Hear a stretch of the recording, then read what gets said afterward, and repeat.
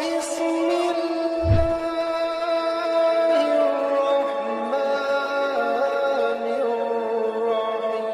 الحدید کی آیت نمبر 25 آگے پڑھ رہا ہوں. وَأَنزَلْنَا الْحَدِيدَ وہی اللہ جس نے قرآن نازل کیا تھا پھر اس نے لوہا نازل کیا. فرمایا وَأَنزَلْنَا الْحَدِيدَ ہم نے لوہا نازل کیا. فِيهِ بَأْسٌ شَدِيد اس میں بڑی سختی ہے.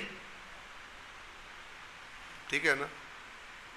میں نے دیکھا جو لوہے کا کاروبار کرتے ہیں نا ان کی دکانوں میں یہ آیت اتنی سی نہ پچھلا حصہ ہوتا ہے نہ اس کے بعد والا حصہ ہوتا ہے, صرف یہی لکھا ہوتا ہے. چونکہ نہ پچھلے سے کوئی غرض ہے نہ اگلے حصے سے کوئی غرض ہے, کیونکہ وہ ذمہ داری دینے والے ہیں. بیچ والا لگا ہوا برکت کے لیے دکان میں. جیسے بعض لوگ صبح دکان کھولتے ہیں نا تو وہ جناب تلاوت لگاتے ہیں برکت کے لیے, اس کے بعد پھر قوالی لگاتے ہیں, آہستہ آہستہ اپنی لائن پہ آ جاتے ہیں, پھر گانے شروع کر دیتے ہیں. توجہ فرما رہے ہیں. عجیب عجیب دین میں تحریفات کر کے بیٹھے ہوئے ہیں, خوش ہیں. وَأَنزَلْنَا الْحَدِيدَ فِيهِ بَأْسٌ شَدِيد اور ہم نے لوہا نازل کیا اس میں شدید بأس. بأس جنگ کو بھی کہتے ہیں, ویسے اس کا معنی سختی ہے, سخت حالات کو بھی بأس کہتے ہیں. قرآن کہتا ہے وَالصَّابِرِينَ فِي الْبَأْسَاءِ وَالضَّرَّاءِ. بأسا اور ذرا یعنی جنگوں میں, سخت حالات میں, بیماریوں میں, مشکلات میں صبر کرنے والے.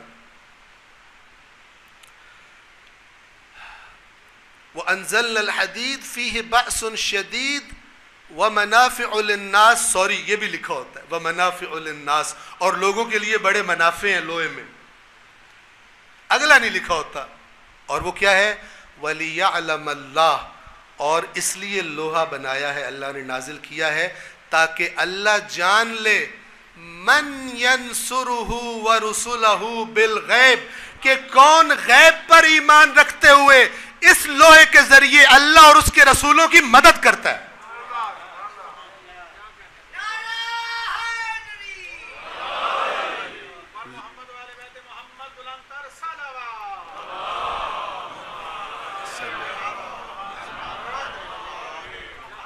لوہا نازل کیا تاکہ اللہ یہ دیکھے